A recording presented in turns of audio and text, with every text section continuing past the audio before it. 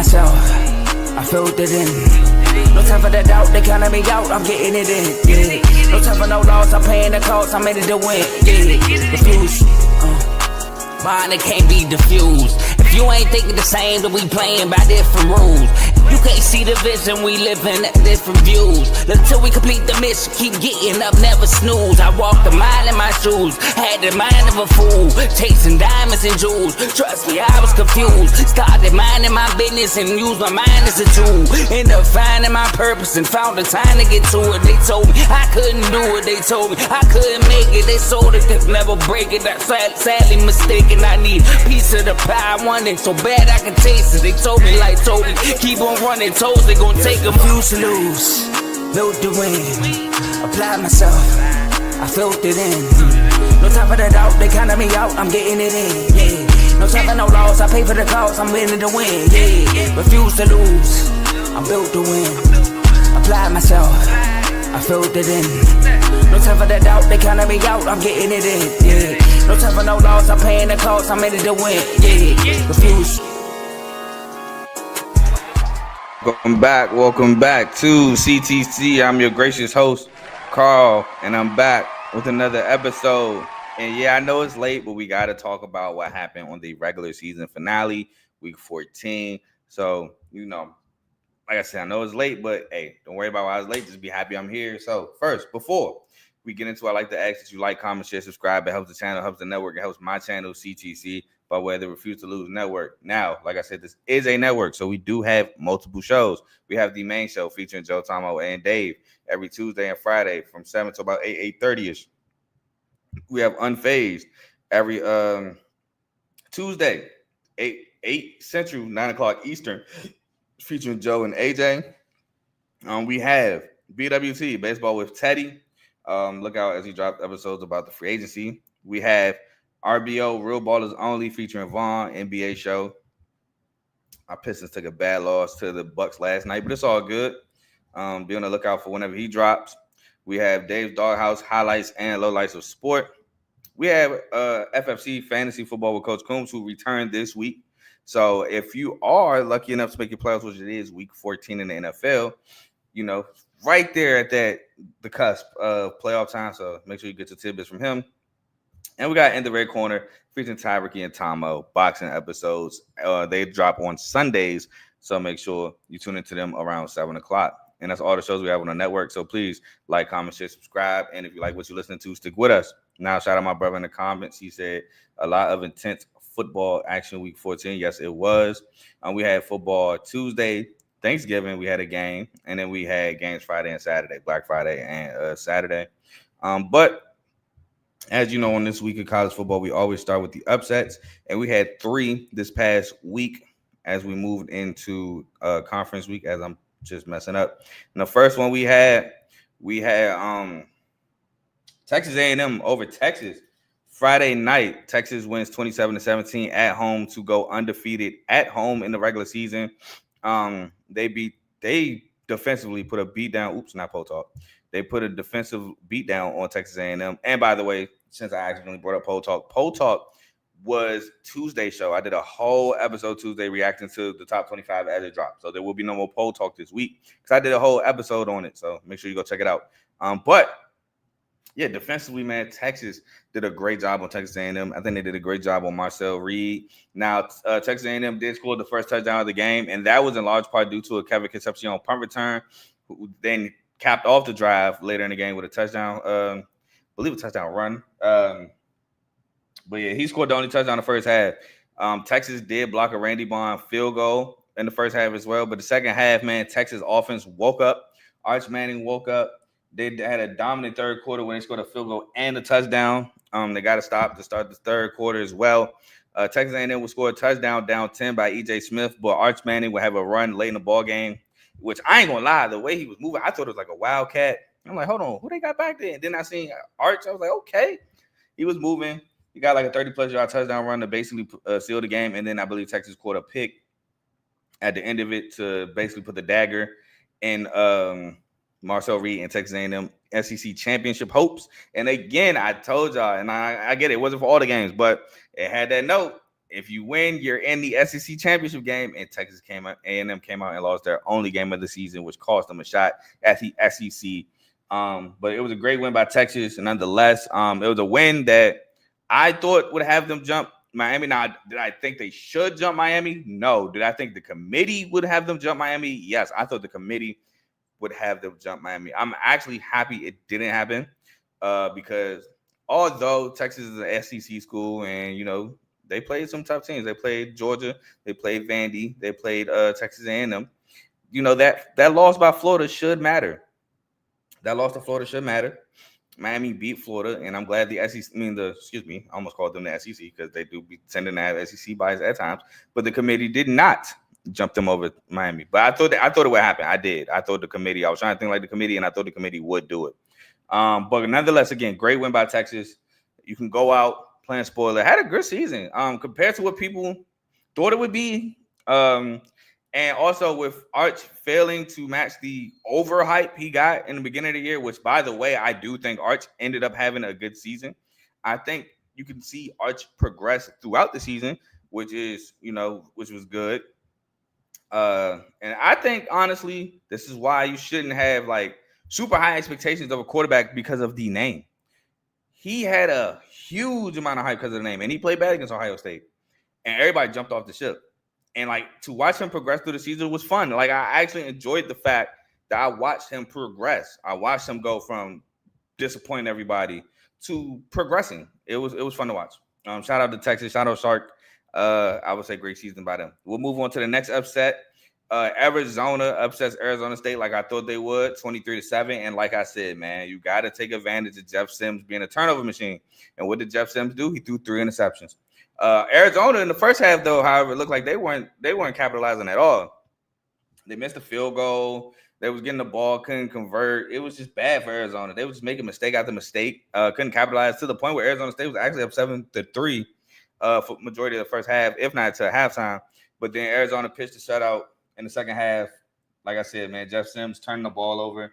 Arizona State had 4 turnovers in the second half.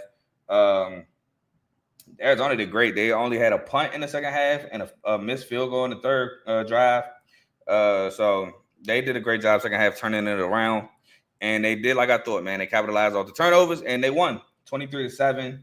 Now, ultimately, in terms of, like, playoffs, this game didn't matter. But, of course, when you battle an in-state rival, that matters. So this was a great win for the in-state rivalry.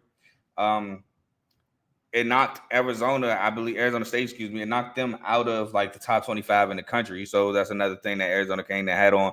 But like I said, man, I knew it was coming. Jeff Sims' collegiate career has been a turnover machine, and he showed you who he was this game against Arizona.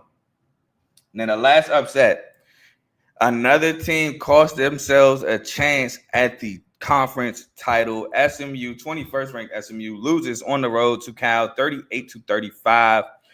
And all I got to say is offensive execution did them in. And I mean this at the end of the game. You have no timeouts left, running clock, false start. You got to use your last time. Oh, no, excuse me. You had 1 timeout left with the false start. You got to use your last timeout because that was a 10-second runoff. You can't have that. But you still lose the 5 yards. Then the next play, I feel like Kevin Jennings could have hit the running back out the flat. It felt like nobody was there. He could have hit him out the flat, and he could have got some yards and went out of bounds. Instead, it was, I believe, an incomplete pass. Third down, they had to kick the field goal for 52 yards out, and he missed badly. Wasn't even close. And that led to the upset. Now, first quarter, again, execution. This was a little bit of a miscommunication on the interception he threw, targeting Hibner, the tight end. Just a miscommunication. Read the zone. I think he wanted him to keep going. The tight end sat. Like I said, a miscommunication there. Cal was able to capitalize a lot. They were up 17 going into the third. And then SMU really rattled off 4 touchdowns straight. But the fourth quarter, they rattled off 3 touchdowns in the fourth to go up 3 points.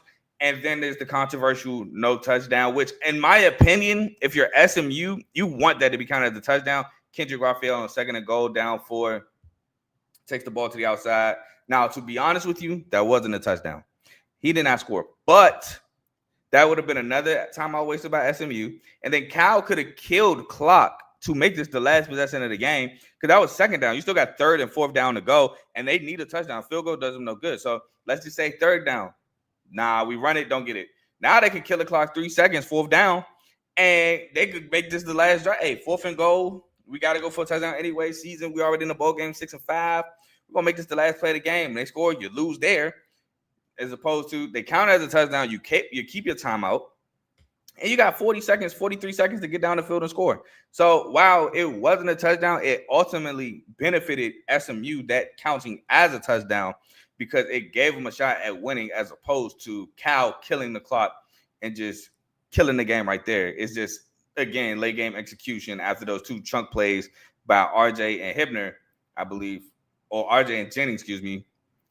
They just couldn't get it done, sent to overtime, and Cal hangs on for the win. But honestly, you want that to count as a touchdown if you SMU because, like I said, Cal could have just ended it there. So you just gotta execute late game, and it didn't happen. And so Cal comes away with the win, going into this new regime because, like we know, Wilcox is fired, and move on. SMU will not be in the conference title, and Duke actually played themselves into the conference title by beating Wake Forest. I think I got that as a notable game, so I should have actually saved that. But we'll move on to notable games. And the first notable game, obviously, we're going to talk about. Oh, no, excuse me. It's not the first one we're going to talk about. We're going to talk about San Diego State, New Mexico. Now, in the end, this game kind of didn't matter because neither one of these teams made the conference championship, but it was at a chance to make the conference championship. And New Mexico beat San Diego State 23-17 in double overtime. Now, not going to lie, the first half, it was kind of New Mexico went up 10-zip. San Diego State went back up 14-10, but the second half was really important to me. New Mexico brought like a long run to go up 17-14. San Diego State had a touchdown called back. I believe it was illegal formation because somebody was covered. I think the tight end in motion was covered, so he wasn't ineligible. The guy who scored the touchdown, New Mexico thought that he was not eligible, so they left him open. San Diego State hit him for a touchdown, got called back, ended up resulting in no points. San Diego State would kick a field goal to tie. They had a ball multiple times. Both teams had a ball multiple times to make some type of move late in the fourth quarter. So then they just I messed up. So then basically what happened was they won the overtime. First play of overtime, San Diego State throws an interception. And I'm like, oh, this is over. By the way, I did pick San Diego State to win this game. So I'm like, oh, this is over. Man, New Mexico's going to win. All they got to do is just kick the field goal from here. But they played it out. They played it out. And a fumble happened basically at the goal line. And New Mexico. San Diego State recovers. New Mexico gets the ball in the second half because they chose defense first in the first half. So they got to go offense first in the second half. And the tight end catches a one-handed grab. It looked like the throw might be a little too far. And it's nobody in the vicinity. It's nobody close. I don't know if it was a busted coverage. I don't know if it was a match and somebody wasn't supposed to follow. I don't know. But he runs up the sideline, 25-yard touchdown, first play in second overtime. San Diego State converts on like third down, I believe, to keep the drive alive. They get to the 10. It's first and goal. And then 3 straight false starts. Make it go first and goal from the 25. And they can't convert on 4 different plays as New Mexico hangs on to win at home 23-17. Because New Mexico had to go for 2 and they didn't get it because of the second overtime rules. You got to go for 2. And San Diego State drops that one. Like I said, ultimately didn't matter to them because neither one of them got in. But it mattered in the grand scheme of things because it created a 4-way tie in the Mountain West between San Diego State, Boise State, New Mexico, and UNLV. And Boise State and UNLV, as you know, advanced to the Mountain West Conference title game, which in the preseason was my Mountain West title game. I had Boise State and UNLV in the Mountain West championship game in the preseason. So we'll move on to the next game in the Mountain West we had that night, which was Boise State, Utah State, which Boise State wins on a comeback 25-24 at Utah State in regulation. Now, Utah State dominated this game throughout the majority of the game, to be honest. And I think the issues with Max Cutforth being the starting quarterback kind of reared its ugly head in the first half. But the defense second half, shout out Utah State, only give up 3 points in the second half. And honestly, when Boise State needed to have it, they had a need to have it drive late in the ball game to go up 25-24. And Utah State just at the end, just mistakes, just like SMU, cost them the game at the end. They were up as much as 21-10, I believe. No, that's second half. I think it was up as much as 24-17 or something like that. They were up quite a bit. And Boise State scored a touchdown to go up 1. And Utah State could not answer Boise State got the ball back, killed majority of the clock, and Utah State had a little bit of hope at the end, and they could not get it done. And Boise State got a much-needed win to get in the Mountain West Conference Championship game. We'll move on next to the game that everybody couldn't wait for, which was kind of boring. It wasn't boring. It was lopsided. Number 1 Ohio State goes into number 15 Michigan's house and wins 27-9. Now, I did pick Michigan because I only went with the side of recent history. I felt like, man, I've been picking Ohio State every year because it seems like every year it felt like this was the team to do it. Now, I can't just keep going against recent history. So I went with Michigan. And thank God I was wrong because I was scared that Michigan wins and that they may get a shot at the Big Ten title, which it wouldn't have mattered anyway because Oregon beat Washington 26-14 I wouldn't say a struggle game, because I feel like Oregon was never in danger of losing that game, but they didn't beat them how I thought they should beat Washington. But anyway, we're not talking about that. Michigan started the game with a field goal. They got a big run early by Jordan Marshall. Got in field goal range, kicked the field goal, went up 3-0 early. Then they got an interception the very first Ohio State drive. And I ain't gonna lie, I'm like, man, Julian Sain was never battle tested, man. This man trash. Like, I was going in on Julian Sain. I'm like, oh, what are you doing? He right there. What you looking at? And I'm pretty sure this is my brother just commented. So I watched the game with him. So if this is him, yeah, see, he can tell you I was going in on Julian saying like, bro, he never was tested. Ohio State, this Ohio State team was never tested.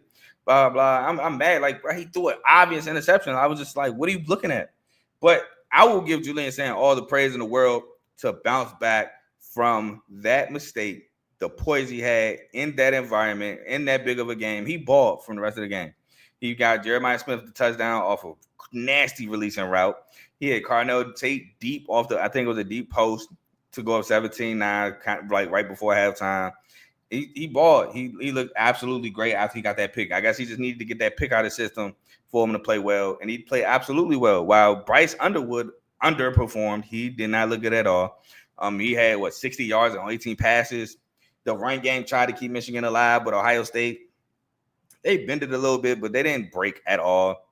They gave him a little room. They got some chunk plays. Michigan got some chunk plays, but Ohio State did a very good job of not letting them score touchdowns.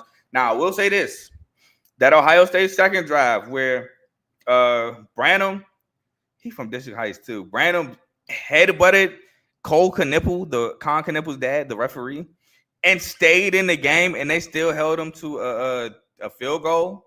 That worried me a bit for Ohio State. I'm like, this Michigan defense had held them to a goal line stand of 5 stops for real, because then the false start happened.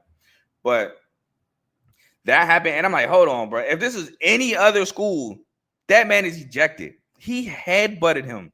He didn't accidentally butt him. Like, he didn't accidentally, like, yell, like, bro, what are you doing? Blah, blah, blah, and, like, was getting in his face, and accidentally his face mask touched. No, he said, boom, he headbutted him. And the ref just gave him unnecessary roughness or whatever, unsportsmanlike conduct, and let him stay in the game. He was in the game the next play. Like, that is crazy to me. Like, he should have been ejected. So I thought that was kind of weird too, but ultimately Ohio State got it done. What was it? Davidson Igbinosun caught a pick late in the ball game, got unnecessary, unsportsmanlike conduct for taking his helmet off on the field, which he didn't care. The game was over pretty much. He just wanted I'm pretty sure he just wanted the girls at the joint to see him catch a pick. But yeah, this game, once Ohio State went up, really was never in doubt, to be honest. And Ohio State snaps a 4-game losing streak to they call them Michigan. So I'm gonna call them Michigan since they won. Snapped a 4-game winning streak, or the school up north, whatever you want to call them. Snapped a 4-game losing streak there, and they move on to play Indiana in the Big Ten Championship this Saturday, which we will talk about tomorrow.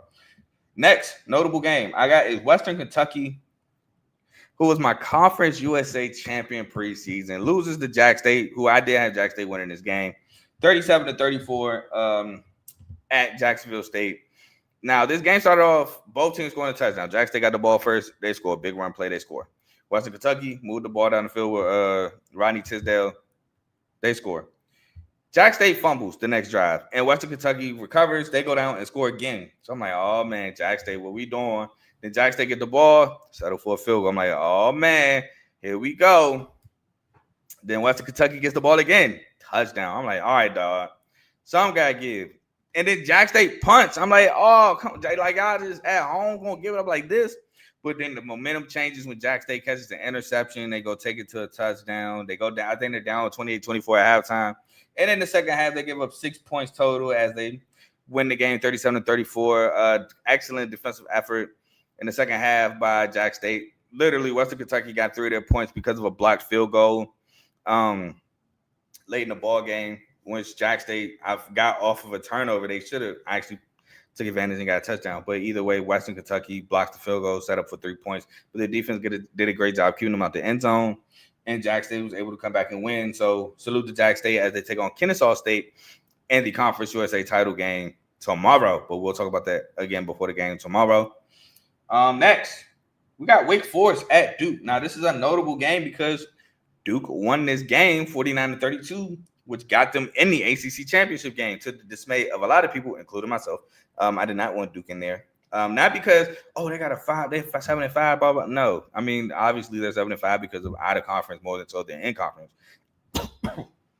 It's just I knew Virginia was going to beat VTech, and I didn't want to see Virginia versus Duke, the rematch. I really didn't, but they got it done. Duke starts the game with 2 touchdown drives to start the game. Wake Forest had a touchdown drive before half, but Duke was up 21-17. To me, though, obviously the difference in this game was Wake Forest turning the ball over. You had multiple fumbles. You had an interception by Robbie Ashford. You started the third quarter when the interception was led to a Duke touchdown. Like it was just turnover after turnover. You had 2 fumbles, down multiple scores, led Duke to scoring. It was just so many turnovers in this game, which kept Duke alive. And I ain't gonna lie, I don't know where this Wake Forest defense was today. Duke was just throwing the ball, pitch and catch around the field. This Wake Forest defense is normally better than that, but Duke just had their number. What was it, Saturday? Yeah, Saturday. So Duke played a heck of a game. They knew what was on the line. Manny Diaz had these boys ready, and they went on to beat Wake Forest to move on to the ACC championship game. And the last game, notable game I got for y'all is the Iron Bowl. Alabama scores a late game touchdown. Ty Simpson throws it to Isaiah Horton to win 27-20. Cam Coleman, huge fumble. He had 2 of them, I think, in the game. Late game, trying to come back. He fumbles the ball. I know he's hurt. 27-20. Man, I feel bad for Cam Coleman, man, because he's been so good. He's been dealing with so much at Auburn. And for him to lose the Iron Bowl like that, you got to feel for a young man like him of his caliber. But he'll bounce back. But to be honest, it felt like once Auburn came back down with 2 scores, that Auburn was going to win this game. I'm not going to lie. I did feel that way. Alabama offense sputtered yet again. This offense just sputtered as of late. Todd Simpson, I believe, threw a pick or something? Something happened. Turnover happened. You gave up a big play to start the run for Auburn. It just felt like Auburn had the momentum in Auburn to come back and win this Iron Bowl. And you never know with the Iron Bowl. So to me, it felt like Auburn was going to come back, but Alabama was able to hold on. And I believe that touchdown was on 4th and goal, if I'm not mistaken, to Isaiah Horton. But it was just a great ballsy play by Bama. They know, hey, we're in. This is our in-state rival.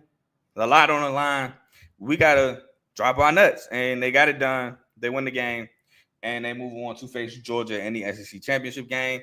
And we move on to our last segment before major performances. We move on to games to mention. And I put a couple games to mention here because we had some milestones being broken. I think we got like 7 games here, which is probably the most I've done in a while. First game. And this game is only here because of the milestone broken. So I'm going to actually have a cheering thing going. Number 2, Indiana beats Purdue 56-3. Hey. Season, shout out to Coach Signetti and the Indiana Hoosiers. Next game, we got Georgia beating Georgia Tech 16-9 in their rivalry matchup, plain old fashioned hate. They went on to go 10-2, while Georgia Tech went on to go 9-3. But this game is just always a good game. I didn't think this would be as good of a game as it was, and they got it done. Ole Miss beats Mississippi State in the Egg Bowl 38-19 for they said this is the first 11-win season any school between Mississippi State and Ole Miss. Now they said any Mississippi school, but I don't know. it may be a Southern Miss or somebody like D1, like a group of 5 Mississippi schools. Something had 11 wins, and they were just talking about the power schools. So I'll just say this: between Ole Miss and Mississippi State, this is the first school or first team to have 11 wins. So congratulations to them. They went 11-1 on the year. Sucks that their one loss to Georgia cost them a chance at the SEC title game. Next, we have another milestone. 14th ranked Vandy blows out 19th ranked Tennessee 45-24 for their first 10-win season ever that I saw. I saw online that was their first 10-win season ever. Shout out Pavi and Coach Lee. Got it done. I seen they flipping some recruits too. I seen they flipped a 5-star quarterback. That's crazy for Vanderbilt. Shout out to them. And shout out to them for wanting to play a 13th game. That'd have been lit. I would have liked to see it. But yeah, I told y'all Tennessee had no good wins and Vanderbilt was going to expose that. Next, Troy. Oh, I don't mean to cheer for this because they ruined me. Troy beat Southern Miss on the road 28-18 to go to the Sun Belt Championship game. Now, if you've been watching my show, I predicted the Sun Belt to be Southern Miss versus JMU. And Southern Miss blew it. Troy got it done, though, however, so congratulations to them. And finally, Virginia Tech loses to Virginia 27-7 for Virginia to give an opportunity to go to the ACC Championship game. And that's all the games I got to mention. We'll move on to major performances, and that'll be it for the show today. So I got a couple names here. Let's get right into it. First name I got for y'all is Dante McMillan, running back, Eastern Michigan, 11 carries, 111 yards, touchdown, 4 catches, 126 yards, and a touchdown. Alex Texa, running back, Navy, 26 carries, 103 yards, and 2 touchdowns. Roman Hemby, running back, Indiana, 12 carries, 152 yards, and a touchdown. Quintravion Wisner, running back, Texas, 19 carries, 155 yards. Kawan Lacey, running back, Ole Miss, 27 carries, 143 yards, and a touchdown. Next, we have turn the page the wrong way. Emmett Johnson, running back, Nebraska, 29 carries, 217 yards, and a touchdown. Gavin Garcia, running back, Kent State, 24 carries, 151 yards, and a touchdown. Siobhan Wright, running back, NIU, 30 carries, 185 yards, and 2 touchdowns. Owen Allen, running back, Air Force, 25 carries, 107 yards, and 2 touchdowns. Lloyd Avant, wide receiver, Colorado State, 8 catches, 135 yards. Caleb Hawkins, running back, North Texas, 25 carries, 186 yards, and 4 touchdowns. I don't know why I said Vandravius' name like that. Vandravius Jacobs, wide receiver, South Carolina, 7 catches, 141 yards, and a touchdown as we lost to Clemson. Jaleel Farouk, 10 catches, 110 yards, and 2 touchdowns for the University of Maryland as they owe me as Tama owes me Chipotle because Michigan State put them hands on them boys. Punch Knox, wide receiver, Maryland, 8 catches, 139 yards, and a touchdown. Malik Benson, receiver, Oregon, 5 catches, 102 yards, and a touchdown. Isaiah Santanga, receiver, Oklahoma, 9 catches, 121 yards, and a touchdown. Malcolm Simmons, receiver, Auburn, 3 catches, 143 yards, and a touchdown. Parker Kingston, receiver, BYU, 6 catches, 126 yards, and a touchdown. Malachi Tony, receiver, the University of Miami, 13 catches, 126 yards, and a touchdown. Cedric Alexander, running back, Vanderbilt, 10 carries, 115 yards, and 3 touchdowns. King Miller, running back, USC, 17 carries, 124 yards, and 2 touchdowns. Chris Johnson Jr., running back, SMU, 10 carries, 128 yards, and a touchdown. JKS Jerron Kiwe Sagabutele, quarterback, Cal, 31 of 40, 330 yards, and 4 touchdowns. Lavelle Wright, running back, Western Kentucky, 14 carries, 116 yards, and 2 touchdowns. Hayden Creel, quarterback, Jacksonville State, 12 of 19, 204 yards, 2 touchdowns, but 20 carries, 143 yards, and a touchdown. Cam Cook, running back, Jacksonville State, 25 carries, 137 yards, and a touchdown. DeAndre Johnson, receiver, Jack State, 5 catches, 122 yards, and a touchdown. Sawyer Rickinelli, wide receiver, Wake Forest, 7 catches, 123 yards, and a touchdown. Jeremy Payne, running back, TCU, 26 carries, 174 yards, and 2 touchdowns.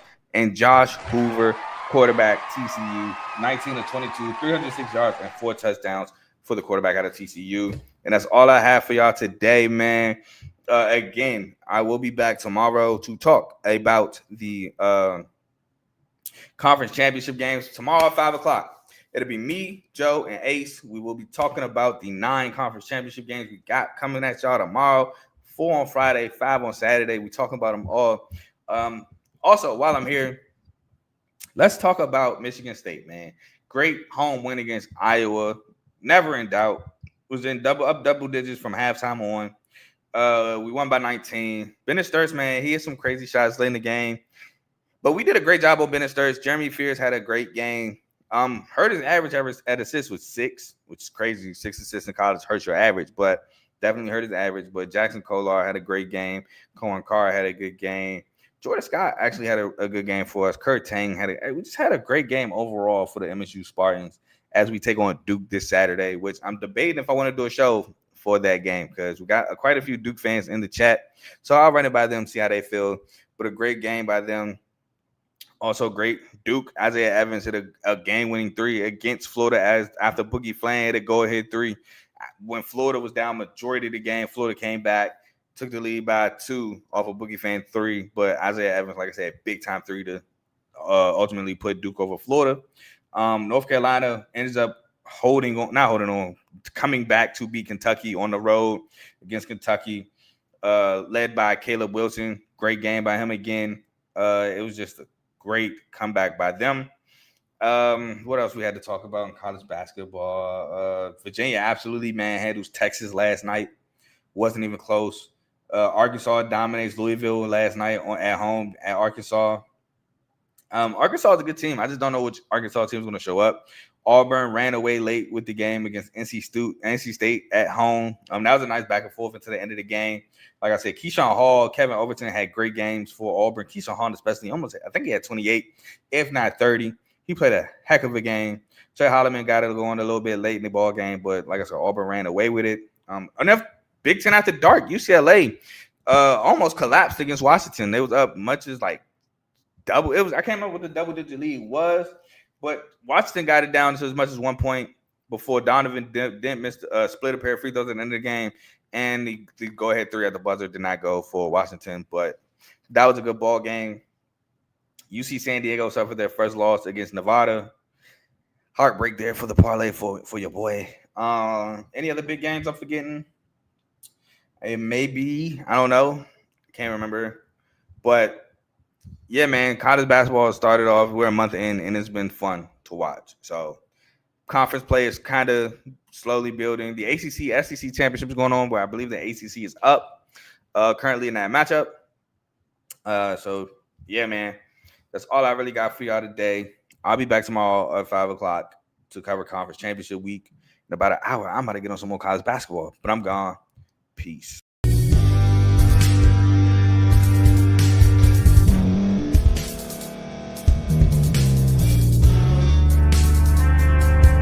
Thank you for staying to the end. If you're watching this on YouTube, please like this video, subscribe, and also hit that notification button so you can be notified next time we put out a video. If you're listening on any podcast platform, subscribe and hit that notification button, y'all, so you can be notified we put out another podcast audio. And last but not least, hit that share button. No matter what you're listening to or watching it, hit that share button and send it to somebody that you know that would love to watch this episode you just listened to. So once again, thank you for staying to the end, and we'll see y'all in the next episode.